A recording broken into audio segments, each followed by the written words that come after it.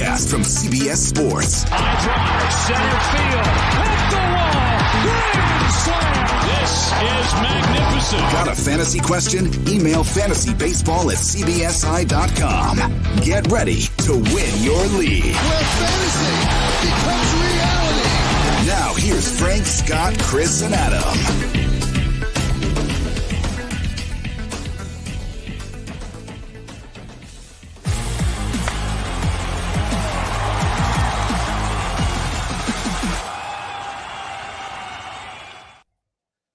What is up, everybody? Welcome into Fantasy Baseball today. Frank Stanfield joined by Scott White and Chris Towers. We have a jam-packed show for you today.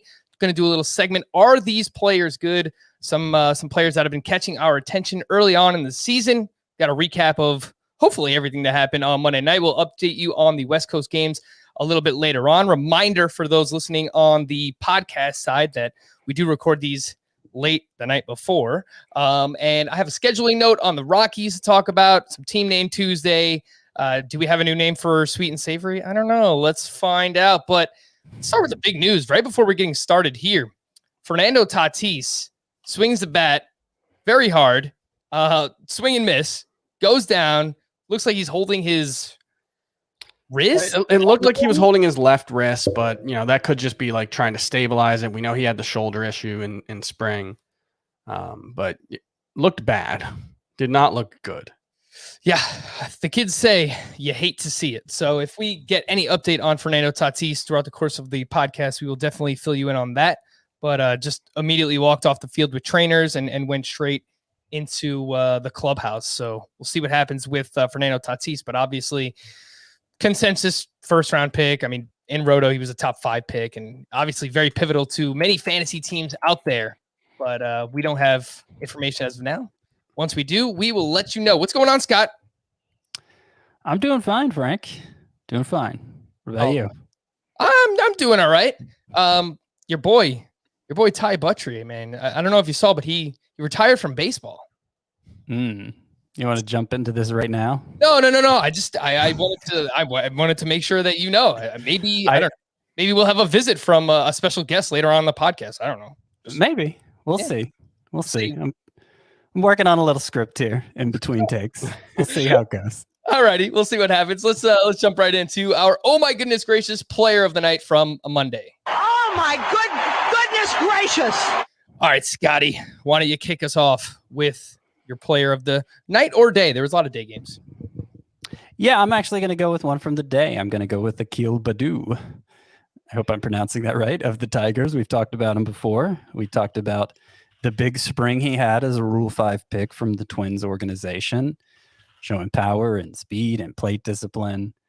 Hadn't really played above the high minors. Of course, we don't know what kind of development took place for him in 2020, but he started for the second straight game for the Tigers. He homered for the second straight game for the Tigers, actually a grand slam. Both of the home runs hit the opposite way. He also stole a base in the game, which, again, we saw him do his share of that in spring training. Obviously, the Tigers lineup is one that where it doesn't make sense to hold back a player with genuine upside. Should have no problems breaking into that. Maybe it's already started playing back-to-back games. So I think certainly in 5 outfielder leagues, Baddoo is somebody you'll want to go ahead and pick up. And I don't know, even in shallow leagues, if you just want an upside play, you got some boring guy on your bench. I don't know. Like what's a good example of a boring guy who's probably universally rostered, but you just know isn't going to be an impactful player in a shallow league? So I had AJ Pollock written down, Scott. AJ Pollock is 58% rostered. Yeah, not as rostered as you think, right? No, I think that's too much. I would want to drop someone like AJ Pollock to take a shot on Akil. Yeah, certainly in a shallow league. And that's the way I was answering these questions on Twitter. Is like the reason I make a distinction is because in shallow leagues, you can burn through so many players like in pursuit of upside, and it doesn't really hurt you because there's going to be comparable players always on waivers. In a deep league, AJ Pollock, that standard of player doesn't come around nearly as often. You probably have somebody worse you can drop in a deep league for Baddoo. But that's kind of what I was getting at with that deep league, shallow league distinction. One that we got a few times today, Scott, was Leody Taveras with the Texas Rangers. Would you drop him for Akil Baddoo, even in a deep league? Yeah, I mean, I see him as a steal specialist at best. And, if it's a 5 outfielder league or roto league, you probably need more steals. But the thing is, like, if Baddoo makes good on this, he's going to contribute stolen bases as well. So, yeah. And Taveras probably has a pretty short leash at this point. It wasn't clear he was even going to make the team by the end of spring. So it's entirely possible he's out of the picture if he, I think he has 8 strikeouts in his first 10 plate appearances or something like that. So, it may not be long. You take a chance on the upside when it presents itself.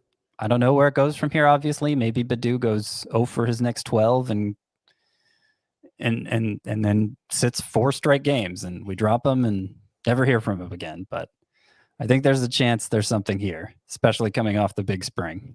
And he wasn't like a top 100 prospect, but he's a legit prospect, I think. Like, he was a 3rd round pick in 2016, and the minor league numbers don't jump off the page. 780 OPS, 249 batting average, but he was pretty young for every level. I mean, he's only 22 right now, making the majors, having never played above high A.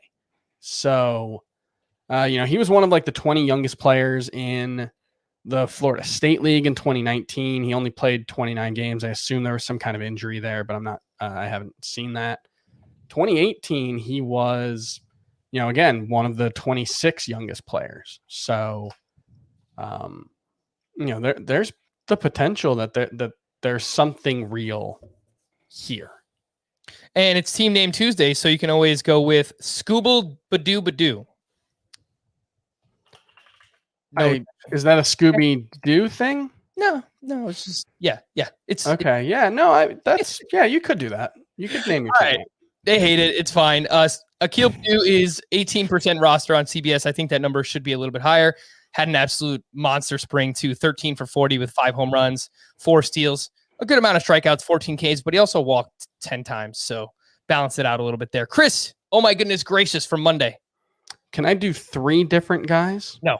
Wow. No? Okay, I'm not allowed. Oh, my goodness. They're all, well, I ask because they're all very similar, actually. And it's a trio of lefties who looked or are, as we are currently talking, are in the midst of looking very, very impressive. But if I have to pick one, if you're going to call the police on me because I didn't pick one player, those are the rules. Big fan of rules. Steven Matz. He looked excellent today. 95.3 miles per hour with his fastball that was up about a mile per hour. He was consistently higher early on in the start. He couldn't quite hold on to it. But, last year we saw that was the highest velocity he'd ever had before. I think there was like a mile and a half per hour jump up in velocity for Matz from 2019 to 2020.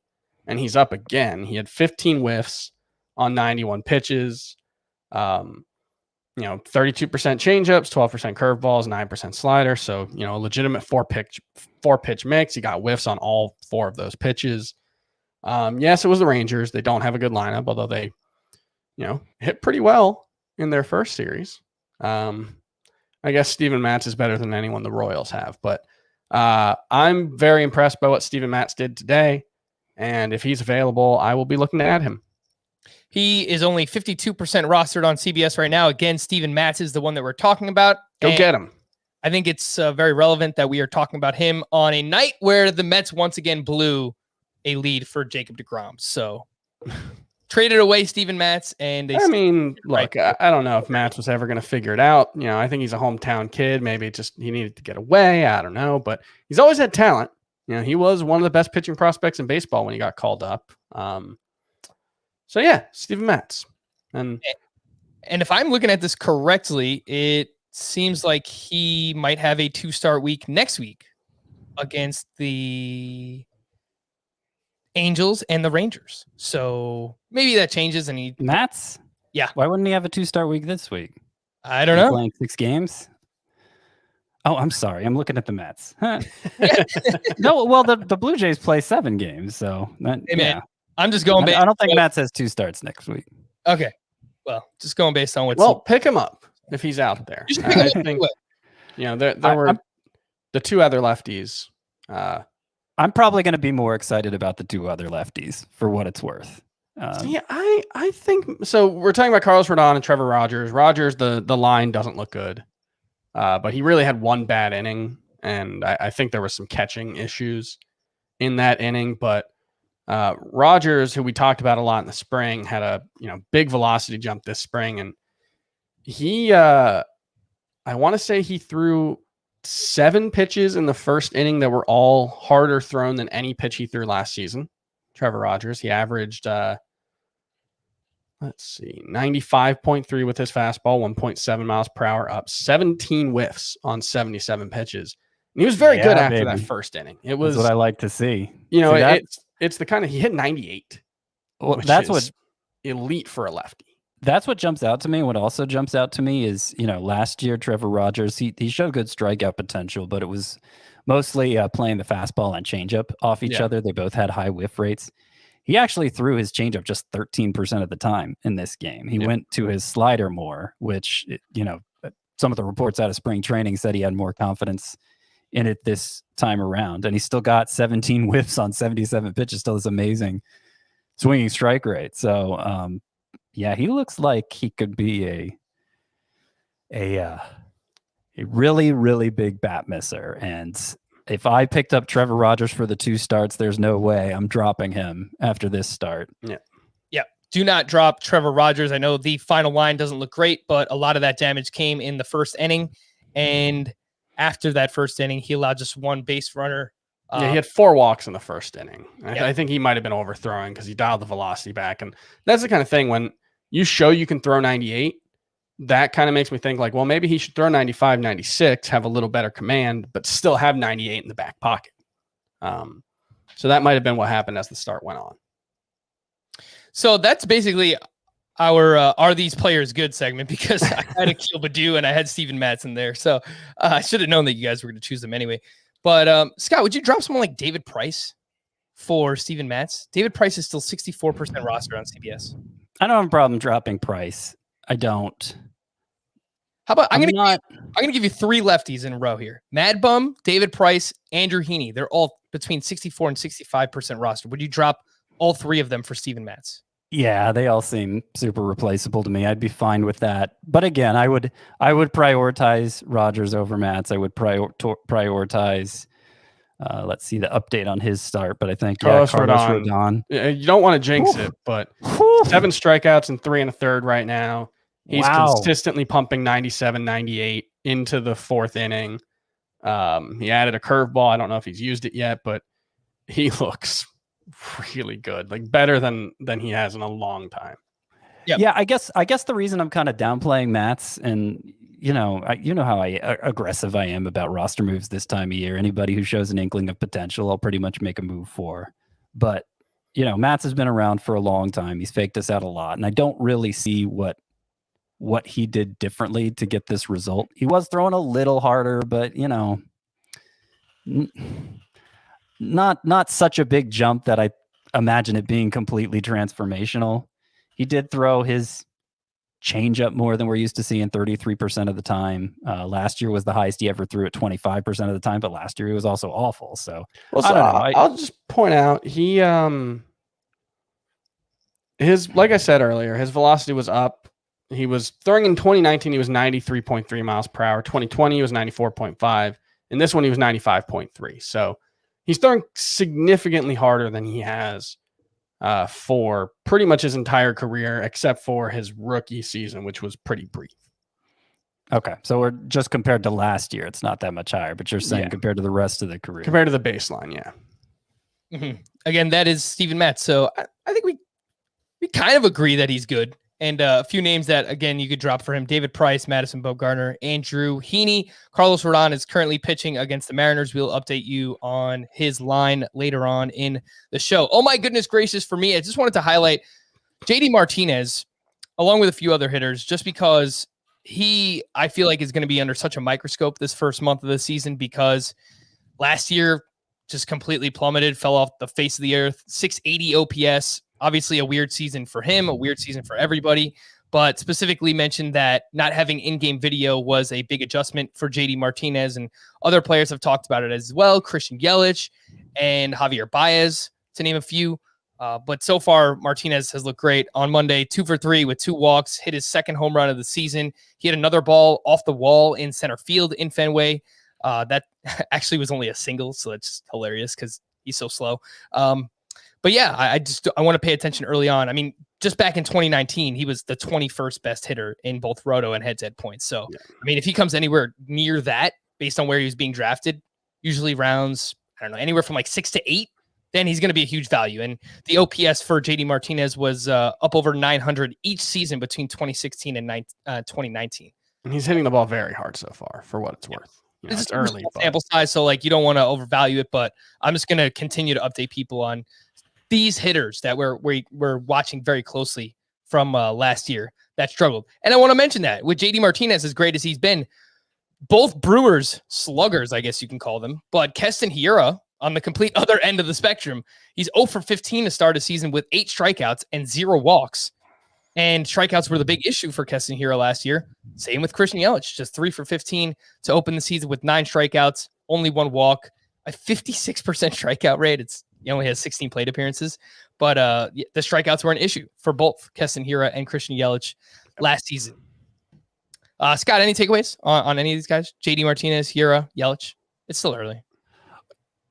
Yeah, I mean, the one I worry about is Hiura because it's been, last season, this spring, now entering this season.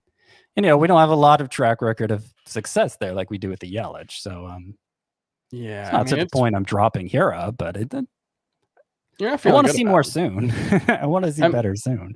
And the thing with Hiura is it was really, like, as much as I like him, it was 3 months as a rookie. He was not great when he first got called up. It was a ton of strikeouts. He got sent back down. And then he was awesome for the, last 3 months, but it was still a lot of strikeouts. So it's definitely concerning. I'm not panicking yet. Back down again. What's that? Maybe he needs to get sent back down again. Sometimes that happens. Sometimes, it takes a little while. Yeah. But yeah, it's been concerning for Keston Hiura. The Brewers lineup, I'm pretty sure they're just bad too. We'll talk about Trevor Williams a little bit later on. He was really good on Monday night, but it might just be that the Brewers lineup is really bad. So we'll get into that. But before we hit the news and notes, just want to remind everyone that, yes, it is that time of the year again, Masters Week, the azaleas, Butler Cabin, the green jacket, the pimento cheese sandwiches. Ooh, baby. CBS Sports is your home, as always, to watch DJ, Brooks, Rory, and all the action unfold at Augusta. Whether you're looking to watch on the range featuring groups, Amen Corner, holes 15 and 16, all 4 rounds, and of course, the CBS broadcast over the weekend. It's all available on CBSSports.com, the CBS Sports mobile app, and Paramount Plus, pimento cheese sandwich not included. But we're working on that for next year. I love that. That was great. Some news and notes. The Marlins placed Elieser Hernandez on the IL with that right biceps injury that he suffered over the weekend. Garrett Cooper was placed on the COVID IL after he had a bad reaction to the COVID vaccine. Craig Mish reported that it should not be a long stay on the COVID IL for Garrett Cooper. The Orioles placed Austin Hayes on the 10-day IL with a hamstring injury that should help shore up some playing time for one Cedric Mullins, who is off to a pretty nice start to the season, and he led off Monday against the lefty, Jordan Montgomery. So it was nice to see Cedric Mullins still in there. Danny Jansen left Monday's game after getting hit with a pitch on his knee. Maybe this opens up more playing time for Alejandro Kirk, so we'll be paying close attention to Danny Jansen. Some Padres updates outside of Fernando Tatis, of course. Trent Grisham should be able to return from his hamstring injury this weekend against the Rangers, and catcher Austin Nola is close to taking at-bats at the alternate site. Sonny Gray, who is dealing with a mid-back strain, said he felt, quote, really, really, really good during his 60-pitch outing at the Reds' alternate training site on Monday. He is targeting a mid-April return. Julian Merriweather, lots of fat bids this weekend that we were talking about. he may not pitch in back-to-back games early in the season. Apparently, go ahead. Yeah, Jordan Romano was once again, I think, used in the way a closer would be used today. He didn't actually come into the game, but he was warming up on 2 separate occasions in both the 8th and 9th inning when what's his name? Miza. I don't know his first name. I'm sorry. And then Rafael Dola struggled in the last 2 innings. So, obviously Julian Merriweather, if he wasn't available, that's one thing, but they were looking to bring Romano in to put out a fire if they needed to. Yeah, I mean, we're going to have to follow this because Blue Jays so far look like a pretty good team. And obviously whoever their closer is going to have a ton of value for fantasy purposes.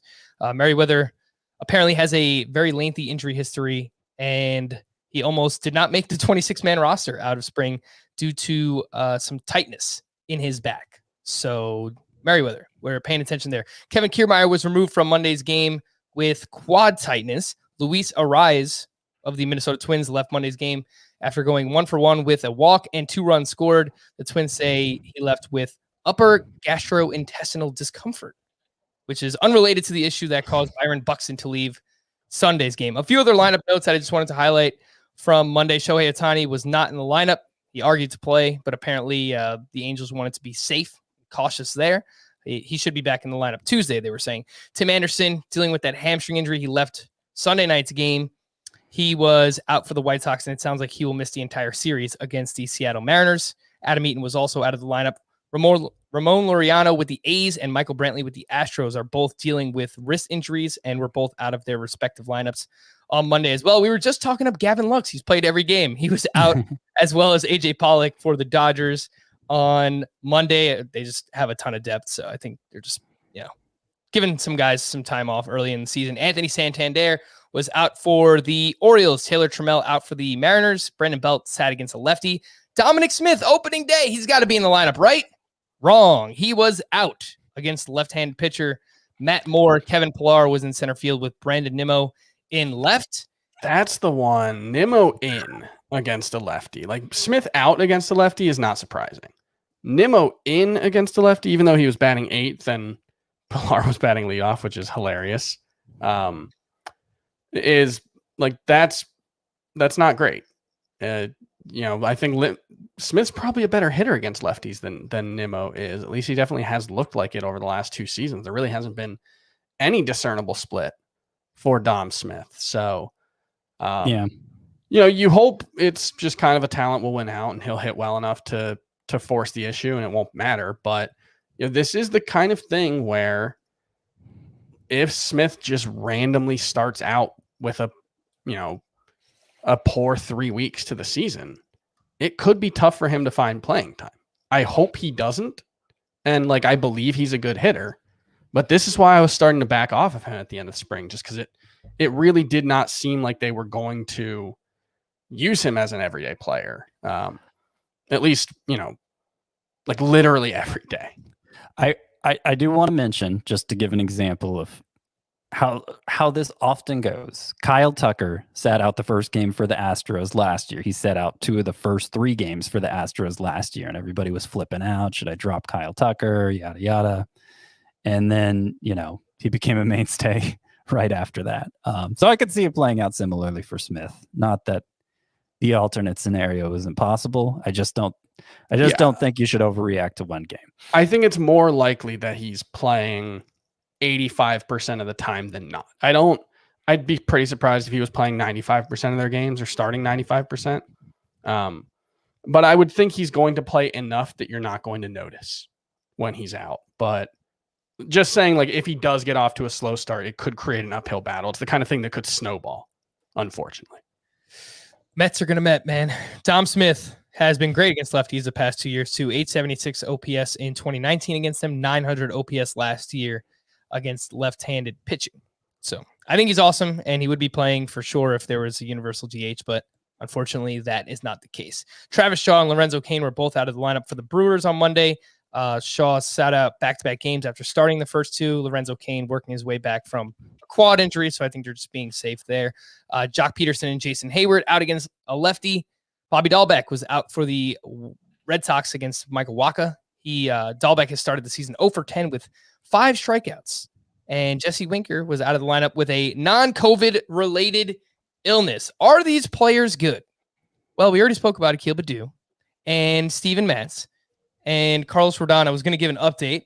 He's 4 shutout, 2 hits, 3 walks. Yeah, the control got away from him a little bit in that 4th inning, but stuff still looks really good. 8 strikeouts so far for Carlos Rodon. 81 pitches through 17 whiffs. 17 whiffs on 81 pitches. That's I'm not sure if he's going to come back out for the 5th. Actually, I would be pretty surprised if he does. Yeah. But I want to check in on the roster rate here for Carlos Rodon. 63% on CBS. That's higher than I expected. Yeah. Yeah, he was a 2-star pitcher and a highly recommended one by yours truly. So I think that jumped up a lot because of that.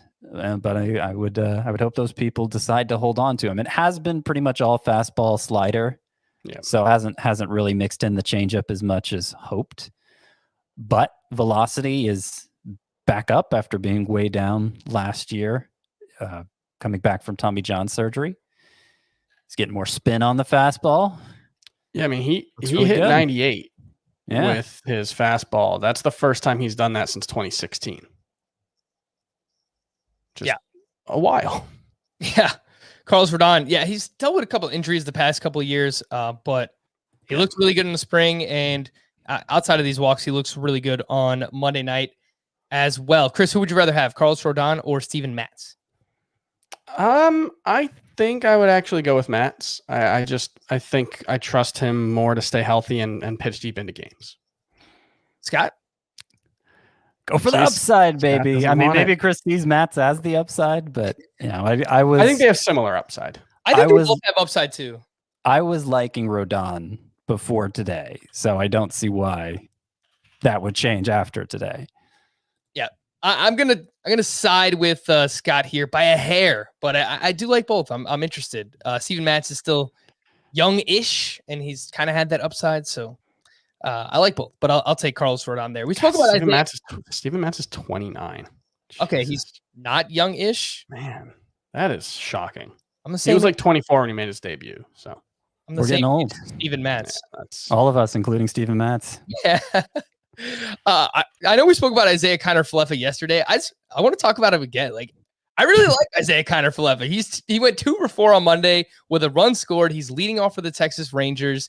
He makes a lot of contact. The plate appearances are going to be there. I think there's going to be volume. He's only 28% rostered, 5 hits over his last 2 games.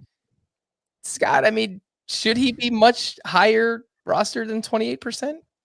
Look, I had my flirtation with Isaiah Kiner-Falefa last year. We all go there at some point, but I think 28% is about what it should be. He's going to play a lot. He's going to have numbers because of that, but they're not going to be any numbers that really set you ahead anywhere. Maybe above average in stolen bases, but that's it. I will say I think he's a fine option if you lost Ke'Bryan Hayes. Maybe it's a deeper league, but Isaiah Kiner-Falefa does have third base eligibility. He's not going to give you the same things as Ke'Bryan Hayes, obviously, but I think he's a quality player. How about Evan Longoria? I guess another third base replacement for Ke'Bryan Hayes, and he actually just hit his 3rd home run here on Monday night. He is 37% rostered. Longoria has 3 home runs in 4 games to start the year, and last year he was actually surprisingly, he was solid, but the underlying numbers were way better. He had 254 expected batting average, 280 for Longoria, 425 slug with a 521 expected slug. So, Chris, is Evan Longoria good? He's had a very nice career. Was one of the best baseball players in the world for quite a while. I think he can be fine. I think he can be Brian Anderson-esque maybe, but I don't think is he playing every day so far? Yeah, because I think the expectation was that he wouldn't play every day, but if he is, that does change it. I think in a 15-team roto league, you can add him to your bench. I think that's fine. The one who's not playing every day is Tommy La Stella. Yeah, Tommy La Stella. That's very frustrating. La Stella has started one of their first 4 games. Yeah. Wow. And that's and the opening series was in Seattle. They had the DH spot. Yeah, that's Tommy frustrating because he was batting leadoff all spring. So I don't know what's going on there. That's disappointing. It's been bad for my three team. lefties that he's sat against, and he bats left-handed. But he was batting leadoff against lefties in spring too. Yeah, So maybe because Brandon Belt was sick. yeah. I don't. Well, Belt's not in the lineup today either. Yeah, no, it's not what you want. That's a team that does have a lot of moving parts. So maybe that could be an issue all season long. Chris, who would you rather have as a Brian Hayes replacement, Longoria or Caine Falefa? I think I would go with Caine Falefa. Nice. Yeah, I think I would. All right, here's a bonus one. Is this guy really good? And no, it's not a Yankee thing, but Jordan Montgomery up against the Orioles.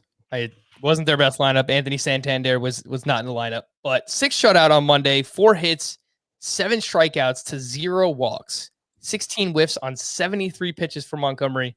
He threw 5 different pitches at least 10 times. So he has a bit of an arsenal, and last year the surface numbers were not great, but 5.11 ERA, 3.64 xFIP with a 12.9% swinging strike rate. That would have been tied for the same mark as Trevor Bauer. So he's got 80% roster for Montgomery. I don't think he's really out there outside of shallow leagues. Add him if he's available in your league. But is there a chance that he's really good? I think there's a chance. Yeah, he wasn't. He didn't get a lot of attention from me as a sleeper coming into the season, but you could see the argument. I mean, he was a hard luck case last year, as you already spelled out. The expected stats looked a lot better than the actual ones. He's always shown good strikeout potential, and I mean he used his changeup I think more than any other pitch today, and it is a really good pitch. It's 16 whiffs on those 73 pitches. He threw his changeup a third of the time and got 9 of the 16 whiffs on that. So the fact he went 6 innings on just 73 pitches, I know it was against the Orioles, but you do that against any team, like that's really, it's really impressive. So yeah, I think, he's not there yet. I can't commit to saying that yet, but I think there's a chance. I think there's a chance he takes a step forward this year, another year removed from Tommy John surgery. Yeah, I mean, you mentioned that changeup, 39% whiff rate last season, 79.7 mile per hour average exit velocity, 245 expected WOBA. It's a real good pitch. Yep. And I mentioned the arsenal. Montgomery only used his sinker and 4-seam fastball a combined 27% of the time on Monday. Yeah. Used a curveball 19%, cutter 19%, and that changeup 34% of the time. So I like the arsenal. I like the repertoire for Jordan Montgomery. If you have him on your team, I think you should feel pretty damn good about that. And again, any 10-team, 8-team leagues that he's available, I'd go out and make sure that Jordan Montgomery is on your team. Yeah, I mean, Mercedes, another extra base hit just now. That's 2 for the day. He has, what'd you say, 3 or 4 hard hit balls already today? 3 hard hit. Presumably that one was a hard hit ball. But yeah, he had 2 heading into that one. Love him. Yeah, that had to have been a hard hit ball. He hit it hard. Some deeper league names from Monday. Are any of these guys good? I mean, this is we're gonna stretch the term good here. It's a relative term at this point. But Danny Duffy at Cleveland, 6 shutout with 11 whiffs on 97 pitches. Jose De Leon was at home against the Pirates with no Brian Hayes. He went 5+, 2 earned, 9 strikeouts. That was interesting. Trevor Williams up against the Brewers. Now he's with the Chicago Cubs, no longer with the Pirates. Trevor Williams, 6+ innings there, 2 earned with 6 strikeouts. And Nick Pivetta, old friend, at one point thought maybe he's better than Shane Bieber. It hasn't really worked out that way. 5 shutout with the Red Sox, 4 walks, 4 strikeouts. Meh. All of these pitchers are 22% rostered or less on CBS. Duffy, De Leon, Williams, Pivetta. Chris, are any of these pitchers good? I don't know. Like Trevor Williams has been interesting or has been decent in the past. He was never interesting. I was going to say interesting is not the right word. But the fact that he got that many whiffs is yeah, it was never much of a bat misser prior to this start. 17 whiffs. Yeah. Second most he's ever had. He's below Matz. He's below Rodon. He's below Rogers. He's below Jose De Leon for me, who I think should be in all head-to-head points leagues. he's expected to stay in the rotation for at least a little while longer, right? Because if Gray comes back, it's not going to push him out necessarily. Well, yeah, I mean, he's pitching in the rotation before Wade Miley. Yeah. We're So, talking about Jose De Leon now, right? Yeah. Yes. Yeah. He looked pretty good. And, Certainly. He's a spark. So in a points league, he's worth adding. Yep. And I traded him to Nando in the Scott White Dynasty League. So I don't know. Maybe I'll end up regretting that one. I think I'm starting him against Scott in one league. Just so people know the backstory on Jose De Leon, because we're going, it's dating back to 2015, 2016 when he was this really high-end prospect. 2016 in the minors, a 2.61 ERA, 0.94 whip, 11.6 K per nine. Got traded from the Dodgers to the Rays, had a lot of injury problems, lost velocity. Seems to have the velocity back now. And 9 strikeout game here. So it's a chance he stays in the rotation. I think of the 4, he's the most likely to be good. Pivetta may be the second most, though I would have liked to see more than what he showed today. It was interesting. He threw his slider 40% of the time. That's more than twice as often as he normally throws it, and it's his best pitch. It's usually a key to success. But with all those walks, it kind of undermined the performance for Pivetta. The one I'm least confident is good is Duffy. Yeah, agreed. Yeah. I pointed this out on Twitter today, and I don't know if you guys have had this experience, but I feel like anytime I've ever tried to pick up Danny Duffy, you see him perform well on your waiver wire, you pick him up, you put him in your lineup, and then he gives you like a 7.5 ERA and a 2.5 whip, like 3 fantasy points on your team. You drop him, then he has another really good start, and you want to pick him up, and it's just like the same cycle over and over again for Danny Duffy. He does pitch in the American League Central, so you're going to have times to stream him against Cleveland and Detroit because those just look like 2 of the best teams to stream against. But yeah, I feel like pretty boring. We've kind of done this with Danny Duffy forever. The only thing I'll point out with Jose De Leon, he's only 8% rostered, so I'm sure that there are head-to-head points leagues where he is available and he has SPARP eligibility. The sinker, he averaged 94 miles per hour with it on Monday. He used the pitch 73% of the time. So yes, he had 9 strikeouts, but I'm not overly excited about it. The changeup is supposed to be his best pitch. And so, I mean, maybe he didn't need it in this one against Pittsburgh. That'll, definitely possible. That'll happen. But no, the SPARP eligibility is really what stands out for him. In a 12-team roto league, I don't think you have to add Jose De Leon. If you were listening to this podcast, you should be listening to Fantasy Baseball Today in 5, which is our 5-minute podcast. Every weekday, Scott or Chris and myself hit on the biggest news, waiver wire options, and pitchers to stream for the next day. Some bullpen updates as well, which is what we'll do on FBT in 5 for Tuesday's podcast. So make sure to download and follow Fantasy Baseball Today in 5 wherever you listen to this podcast. If you are watching on the video side, don't go anywhere. If you are listening on the audio side, we're going to take a quick break. But when we return, we're going to check in on the Big Apple, the Bronx Bombers, brother, here on Fantasy Baseball Today. I'm not actually going to talk about the Yankees. I wanted to start with Jacob deGrom. He's, hashtag good. There's not really much to say about it, but just thought I'd let everyone know. 6 shutouts, innings, 3 hits, 2 walks, 7 strikeouts against the Phillies, 16 whiffs on 77 pitches. What I thought was actually pretty interesting. This tweet from David Adler: Jacob deGrom threw 24 straight fastballs to open the game.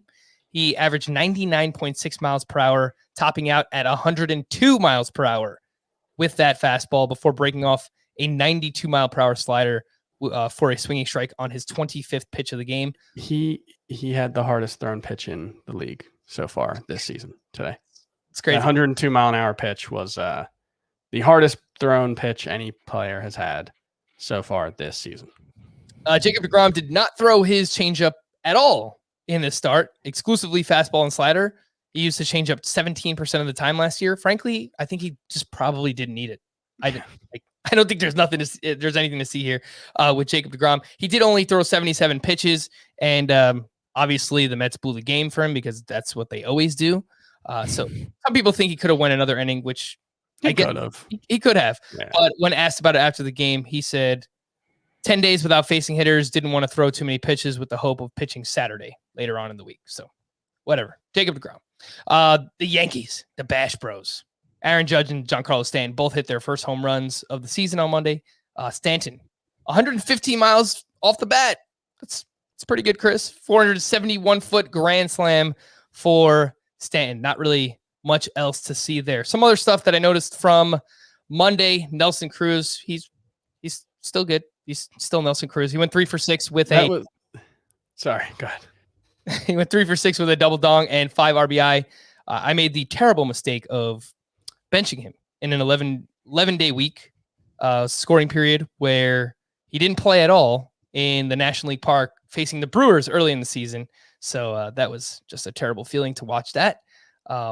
It was really fun. He hit that grand slam the pitch before. He hit what appeared to be a home run, and it hooked just found. He was arguing with the umpire. They didn't side with him. And so he come back on the next pitch and 114 mile per hour home run. He's still doesn't appear to have gotten worse yet, Nelson Cruz. I'm sorry I ever doubted you, Nelly. Which number is higher by the end of the season, Scott, regarding Nelson Cruz? His age or his home run total? He will be 41 years old by the end of the season. I think safe money is age. I'll take the under though. But it might be close. It really might. Yeah, I'll take the under whenever the over/under is 40. Honestly, what I'm most worried about is they were talking about this in spring with both him and Josh Donaldson is just because of how old they are. Maybe sitting them more this year. We'll see. We'll see how that goes. I asked that question. I put out a Twitter poll on Monday, and 51.2% say Nelson Cruz's age will be higher than his home run total. But that's close. That is that. Whenever you see the poll that close, that's a good poll. A few updates on some starting pitchers, some fringy guys from Monday. The first leg of a 2-start week for Matt Shoemaker, who was at the Tigers. Please just stream your pitchers against the Tigers. 6 innings, 1 run, 5 strikeouts, 0 walks, 11 whiffs on 92 pitches. He is 49% rostered, and I'm guessing it's that high because he has a 2-start week. Logan Allen, who got some hype towards the end of spring training once we knew he was making the rotation for Cleveland, up against the Royals, 5 innings, 2 runs, 3 strikeouts, only 7 whiffs on 72 pitches. His velocity was down a little bit from last year, but he was also pitching out of the bullpen last season for Cleveland. Scott, did you notice anything here with Matt Shoemaker and Logan Allen that we need to highlight? No, not really. I mean, Shoemaker threw 33% splitters, which is always a good sign for him. That's his best pitch. But, got to stay healthy. And even if he stays healthy, I don't think he'll be a big enough strikeout guy that'll have to be rostered in every league. He's somebody you'll probably see a lot in like the 10 sleeper pitchers for the upcoming scoring period, depending what the matchups are. Tristan McKenzie relieved Logan Allen. And apparently Cleveland does not need a 5th starter until April 13th. So that is why they wanted to get Tristan McKenzie some work. He finished 3 2/3, 1 earned run, 4 walks. Don't like that, but 5 strikeouts, 11 whiffs on 58 pitches. And I was watching that game. He looked pretty good. The stuff definitely plays up for Tristan McKenzie. So, hopefully they don't baby him too much. Just once he gets in the rotation, they just let him pitch. But I like what I saw there. Chris, someone asked me today if I would drop Tristan McKenzie for Steven Matz, and I actually said I would, but I didn't. Yeah, I think that's fine. Yeah, I think it's fine. I'd rather stash McKenzie, but if he's not in the rotation to start the season, it might be hard to stash him. I'm definitely facing a couple of situations in leagues where, because I have guys like Wander Franco or Joe Adell or Zach Gallen, I'm already starting to run into, I don't have anyone I can drop or anyone I want to drop. And so sometimes you have to make tough decisions. Mm-hmm. Yeah. And I think it's one of those scenarios where, I'm just thinking about layman fantasy league, right? I'm not thinking about a bunch of experts. If you drop McKenzie, a guy who isn't going to make his first start until when, you said, Frank? April 13th is about when you start. Yeah, I just don't know that that's going to send the sharks, send the piranhas swarming, to pick them up. It's also about, when you drop someone, will they get picked up? That's part of the equation as well. Yep. Whit Merrifield already has 3 home runs for the Kansas City Royals. He has never hit more than 19 in a season. So a nice little power surge there to start the year for Merrifield. And Chris, I know that you were paying close attention to Mike Fultonevich. He was going up against the Blue Jays on Monday. 4 innings, 4 earned. Did have 7 strikeouts. The fastball velocity at 93.9 miles per hour, which is down a tick from 2019. And it's down about 2.5 miles per hour from his breakout 2018. He's only 12% rostered, but I think if you need to clear a roster space in a deeper league, absolutely droppable. You could drop Mike Fultonevich. I've got him in one league. It's the 24-team Dynasty League, and that's because I had to have someone at pitcher at the end of a draft. So the fact that he's even in the rotation is a win for me at this point. Chris, I offered you Julio Urias and Aaron Sanchez for Joe Musgrove last week in a Dynasty League. That wouldn't help. I mean, Aaron Sanchez is a starter. I'm not saying he's good, but yeah, that wouldn't help. All right, well, I'll get Joe Musgrove out of you one way or another, sooner or later. Let's hit the bullpen. Call to the pen. See, of course, there was a lot going on Monday, as there always is, with the closer carousel. With the Tigers, Brian Garcia pitched in the 7th inning, down 13-1. He allowed 3 hits and 2 runs. Gregory Soto pitched in the 8th. He allowed 1 hit, 1 walk, and struck out 2. So advantage Soto over Garcia on Monday. For the Royals, Scott Barlow pitched in the 7th and the 8th inning. Jesse Hahn.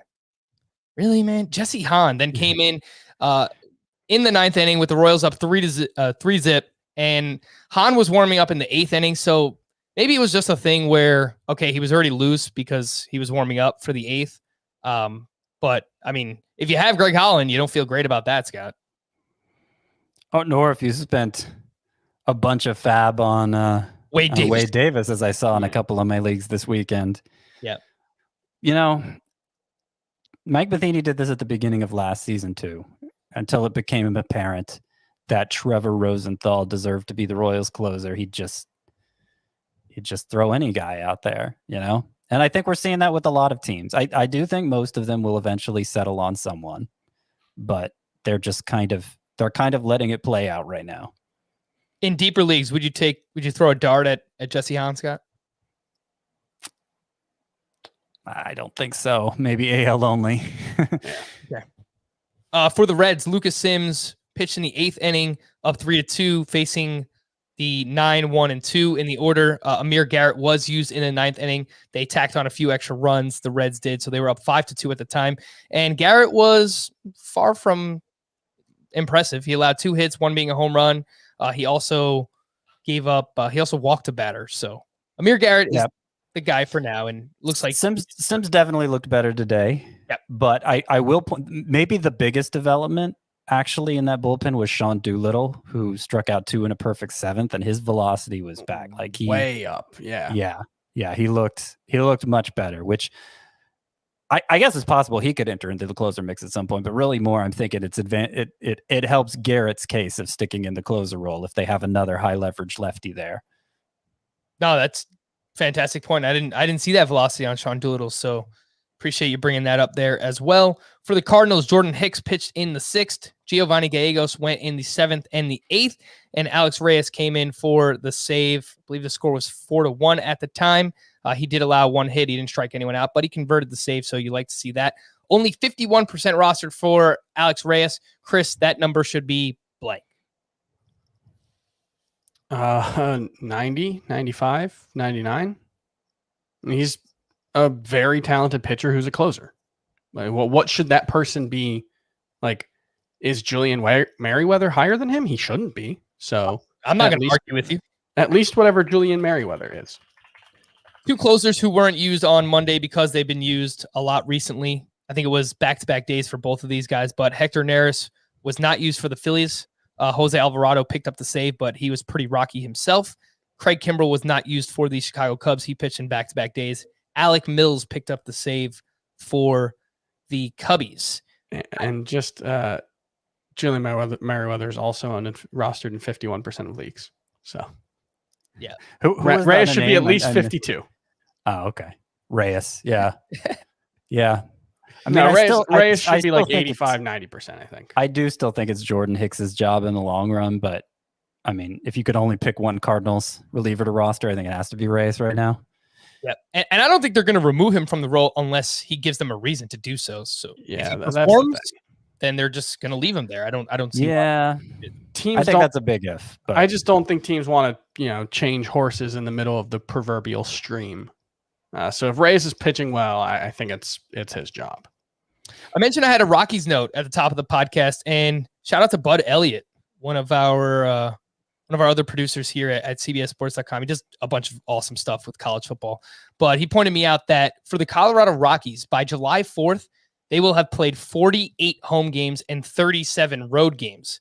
So I thought it was pretty interesting, and someone was trying to make a trade with him, so that's why he pointed it out. So, if anyone gets off to a slow start and you're looking to buy low on Rockies early in the season and then maybe sell them off in the second half of the year because they will play less home games in the second half of the season, I just thought that was an interesting nugget there for the Colorado Rockies. Let's hit some of these West Coast games and give people a little update on what's going on. They actually did let Carlos Rodon go through the fifth inning. Final line for him: 5 shutout, 2 hits, 3 walks, 9 strikeouts for Rodon. Yeah, command wasn't there at the end. He actually has been throwing the curveball. Baseball Savant just hasn't reclassified the slider as a curve or hasn't picked up on it yet, but they'll probably do that tomorrow.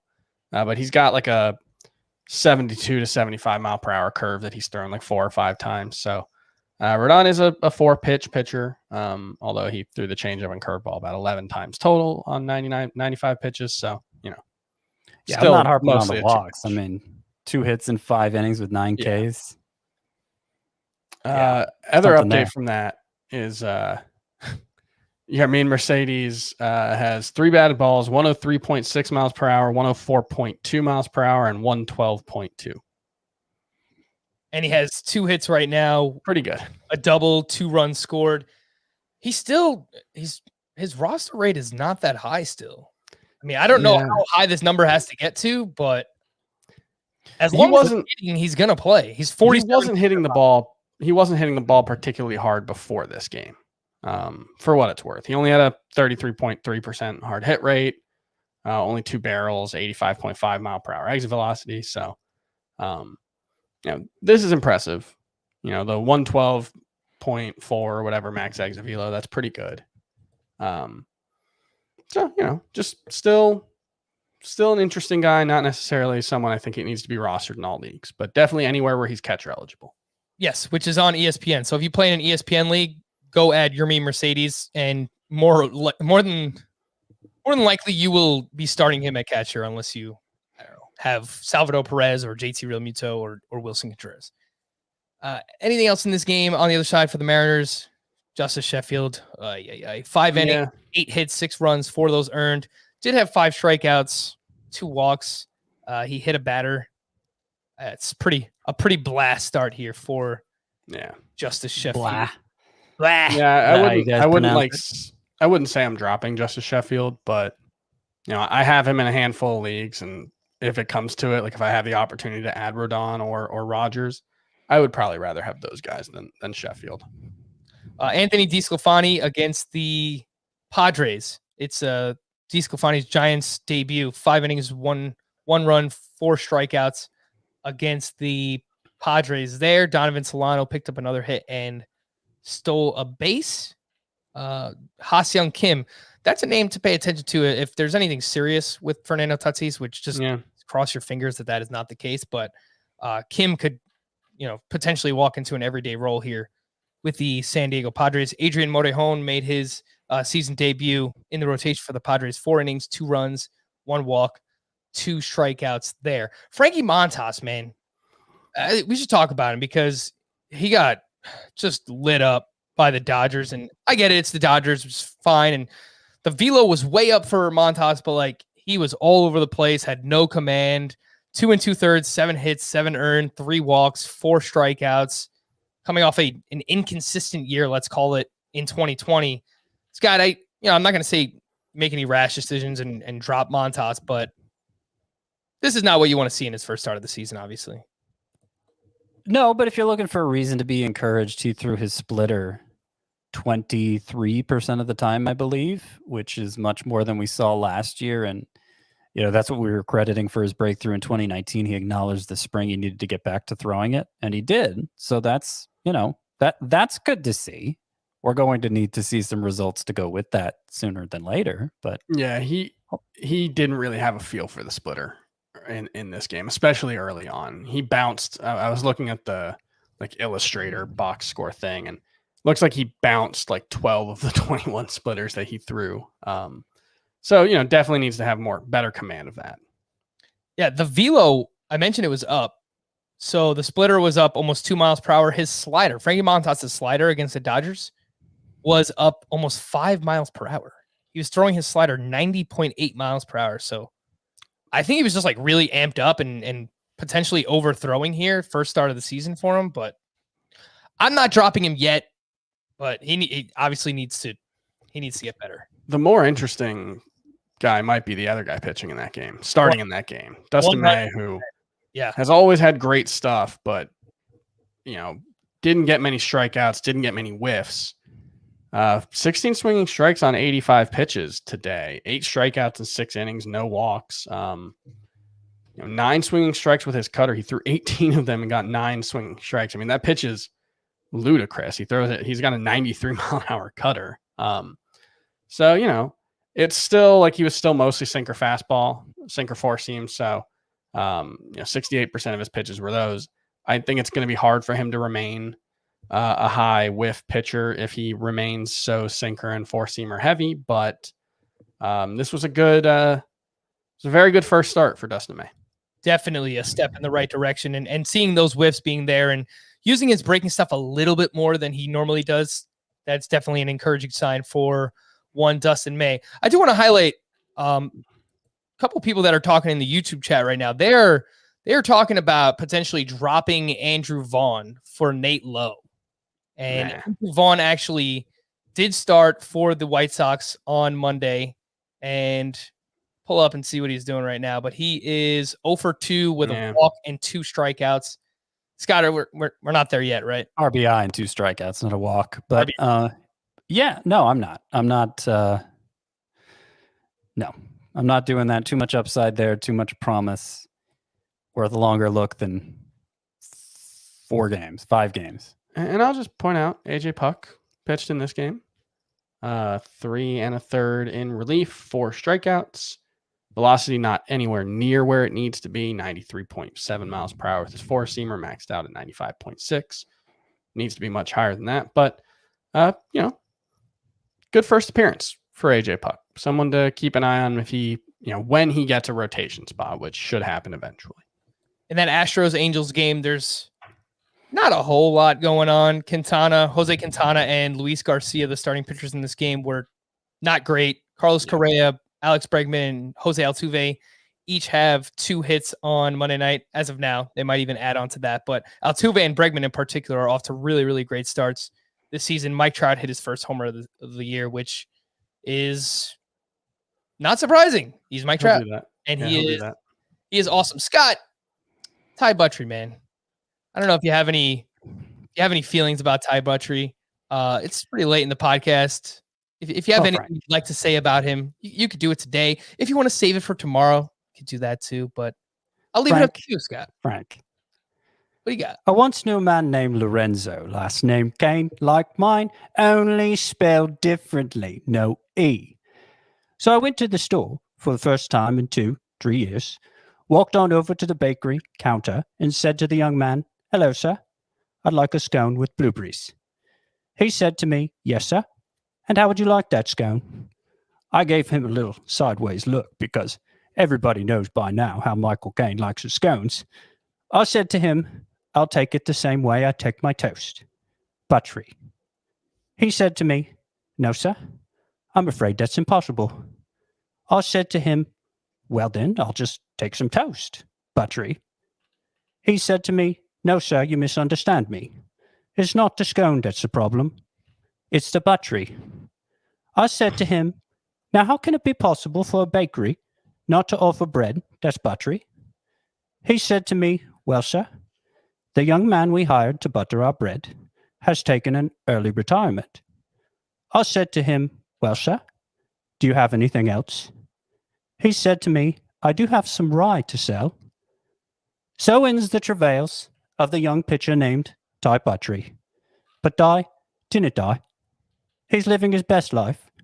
And I have this fantasy that one year, while on holiday in a cafe in Florence, I would look across the tables and see him there. He wouldn't say anything to me, nor me to him. But we'd both know that he'd made it, that he was happy. Fantastic job. Once again, the retirement of Ty Buttrey. Maybe. It'll happen at some point again, but maybe one of the last times you hear the old Scotty White, Michael Caine impression. Should I read this poem from Nate in California too, since he... Yeah, sure. Okay, I'll read it in the Michael Caine voice.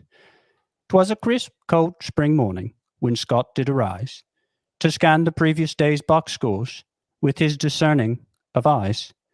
He looked at the angels, and thoughts sprang with a flash. What if Michael Caine read the names that he saw on the dash? We heard uproarious tales of toast and of jam. Oh, what a name God had blessed on this man. But fast forward 2 years, and he's gone like old tea. Please pour one out for the career of old Ty Buttrey. Beautiful. Oh, man, great job there. Again, shout out to Ty Buttrey. I never thought that any fantasy baseball podcast would highlight Ty Buttrey's retirement this much, but here you go. You give the people what you want. You got to give it to him. I'm not seeing any update. I really wanted to give the people something on Fernando Tatis, but there's nothing out here right now. We'll just wrap up with some to stream or not to stream for Tuesday. This is for anyone who plays in a daily lineup league. If you have bad pitchers, this segment is for you. If you have Garrett Cole and Jacob deGrom, you probably don't have both of them. But if you have aces on your team, chances are you're not streaming pitchers. If you punted pitcher, maybe you want to stream some of these guys. And we will find out right now. J Happ at the Detroit Tigers. To stream or not to stream? You just said stream your pitchers against the Tigers, but I'm going to say no to that one. Yeah, I'd pass.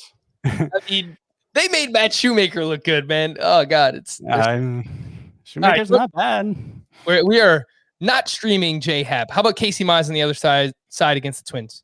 I'm not streaming him because he's on my bench in a bunch of leagues. I agree. I want to see it first. It first. But no, not stream, but watch very, very intently because he could be. I don't know what his roster rate is, but he could be someone who we're talking about as just an absolute must add after tomorrow night. Yes, the velocity was up throughout the spring for Casey Mize, and he is 55% rostered in CBS leagues right now. Drew Smiley at Nationals. We don't know who's not available for them. I saw Josh Bell and Trey Turner weren't taking grounders today. I don't know if that they haven't announced who's not on the roster, right? Only they haven't. Kyle Schwarber and Josh Harrison, I know for sure, are not going to be there. Yeah, the only name that matters in terms of whether you use Smiley is Schwarber, but there's a chance there's more. But just regardless, he's not giving you a quality start. I would fall out of my chair if he went 6 innings. But he might give you a lot of strikeouts and a few innings. One of those 4.2 inning, 8 strikeout starts we've been seeing this first week. He could give you something like what Trevor Rogers and Carlos Rodon did. So would you actually stream him? Depends if you need that. If you need strikeouts, then I think we're okay streaming Drew Smiley. He's more likely to help you than hurt you, I think. Following Drew Smiley, we have Wade Miley versus the Pirates. No. Mm-hmm. No, not even against the Pirates. Martin Perez versus the Tampa Bay Rays. Nope. No. Adbert Alzolay against the Brewers. Maybe. That's more of a watch for me, like with Mize. Yeah. I would agree with that. John Gant at the Marlins. No. I mean, the Marlins are just another team where I'm ready to stream anyone, but probably not with John Gant. Dane Dunning against the Blue Jays. No. Tanner Roark at Texas. No. I'll watch Dunning though. Aaron Sanchez at the Padres. No. Chase Anderson at the Mets. No. Nope. Trevor Cahill at the Reds. So it looks like Drew Smiley might be the only one for you if you are looking for strikeouts. Some team name Tuesday as we wrap up here. This one's from Joshua. Gemini Mancini. It's pretty good. From Kyle, Romano's Macarosa Arena Grill. Mm-hmm. Yep. Probably the best reaction I've ever heard. I like the food ones. Those are the ones that make me laugh. This one's from Matt. You say what I means. Yep. From Thomas. Brandon Steele Meow. I don't understand what this is going for. I don't understand what the meow part of it is. I don't know what the Steele part of it is. I don't know what the Brandon part of it is. This took about a minute for me to... There's a golfer named Brandon Steele. Is that what it's referring to? No, I'll give you guys a minute to think about it and see. This one's from Henry. Woodruff and Bernstein. Yep. From Doug. Robles oblige. Oblige. Robles oblige is how like it would be pronounced. Is that something that everyone's supposed to know, and it's just one of those things that I don't know? Like everything else? I don't know. I know it because I am interested in French history. Yes. George So Billy Banks says it in Mary Poppins, so it makes me laugh. Noblesse oblige. Noblesse The inferred oblige. responsibility of privileged people to act with generosity and nobility toward those less privileged. Yep, that's exactly the definition I found when I looked it up earlier today. All right, so Brandon Steele Meow. Actually, once I figured it out, I laughed pretty hard at this. Brandon Woodruff. That sounds like a Heath team name. Yeah, All right, that's a great way to end the go with that. podcast. For Scott, Chris, I am Frank. Thank you all for listening and watching Fantasy Baseball today. We'll be back again tomorrow. Bye-bye.